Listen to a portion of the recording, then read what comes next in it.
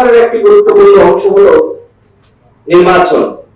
আমরা যেভাবে সবাই মিলে আওয়ামী রেজিমের পতন ঘটিয়েছি, শেখ হাসিনাকে বিদায় করেছি, ঠিক একইভাবে একটি নতুন রাষ্ট্র এবং জনগণের যে প্রত্যাশা সেটি বাস্তবায়ন ঘটানো, সেটি বরং খুব কঠিন হয়ে যাচ্ছে। এবং সেই কঠিন পরিস্থিতি আমরা কিভাবে তাড়িয়ে দিব সেটি নিয়ে আমাদের সবাইকে ভাবতে হবে। এই মুহূর্তে আমাদের সব থেকে বড় একটি সংকট যে আমাদের দেশে যারা বুদ্ধিজীবী ছিলেন, যারা নাগরিক সমাজের প্রতিনিধি ছিলেন, তাদের অনেকে সরকারের অন্তর্ভুক্ত, হয় ঐক্যবোধ কমিশনে অথবা উপদেষ্টা হিসেবে, যে কারণে নাগরিক সমাজের কাছ থেকে মতামত নেওয়া, পরামর্শ গ্রহণ করা সেটি সরকারের জন্য কঠিন হচ্ছে। সরকারের একটি গুরুত্বপূর্ণ অংশ হলো নির্বাচন। একটা সময় এই ধরনের পরিস্থিতি সৃষ্টি করা হয়েছিল যে নির্বাচন নিয়ে কথা বলা যাবে না। এখন মোটামুটি আমার কাছে যেটি মনে হচ্ছে যে এই সরকারের কাছে মানুষের আর খুব বেশি আস্থা বা ভরসার জায়গাটা নাই। যেটি জিয়াভাই বললেন যে সরকার অত্যন্ত দুর্বল সরকার, সেই জায়গায় মানুষ মনে করছে ডক্টর মোহাম্মদ ইউনূসের সরকার তিনি যদি একটি সুন্দর নির্বাচন জাতিকে উপহার দিতে পারেন, এটি হয়তো এই সরকারের সব থেকে বড় সফলতা। মনে করেন এই সরকারকে বাদ দিয়ে আমরা আরেকটি সরকার, নির্বাচনকালীন নিরপেক্ষ সরকার বা স্বতন্ত্র সরকার গঠনের উদ্যোগ দিলাম, দলগুলো কি একমতে আসতে পারবেন?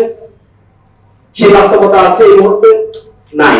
সুতরাং কিছু কিছু সংস্কার আমরা চাইলে এখন বাস্তবায়ন করতে পারবো না, সেটা আমাদের মেনে নিতে হবে। তবে যেটা আসলে সম্ভব সেই সংস্কারগুলো অবশ্যই বাস্তবায়ন করতে হবে।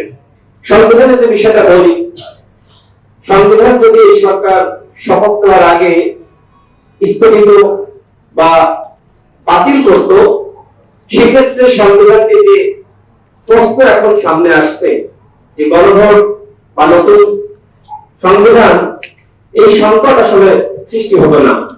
এখন আপনি এক বছর আগে যেটি পারেননি, এক বছর পরে সেই নতুন সংবিধান বা গণভোটের মাধ্যমে সংবিধান, এটা খুব কঠিন।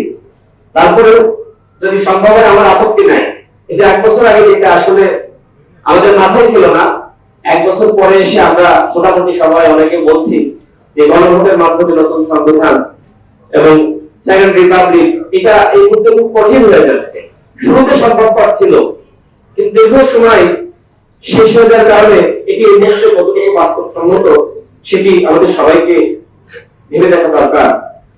আরেকটি আলোচনা আসছে যে সংস্কারের আলাপগুলো হয়েছে জাতীয় নির্বাচন এবং একই সাথে এই জুলাই জাতীয় সনদ বাস্তবায়ন করার জন্য গণভোট একসাথে, সেটি নিয়ে আলোচনা হতে পারে, আজকেও আলোচনা হচ্ছে।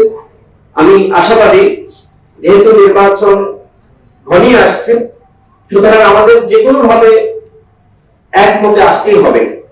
যদি সম্ভবপর হয় জাতীয় নির্বাচন এবং জুলাই সনদ বাস্তবায়ন, সেটা কিভাবে একসাথে করা যায়, অন্তত মানুষের যে অবিশ্বাসের জায়গাটা রয়েছে, এটা তো সত্য যে রাজনৈতিক দলগুলোর উপরে মানুষের অবিশ্বাস এবং আস্থার ঘাটতি রয়েছে, এবং এর জন্য অবশ্যই আমরা দায়ী। কারণ 90-এর পরে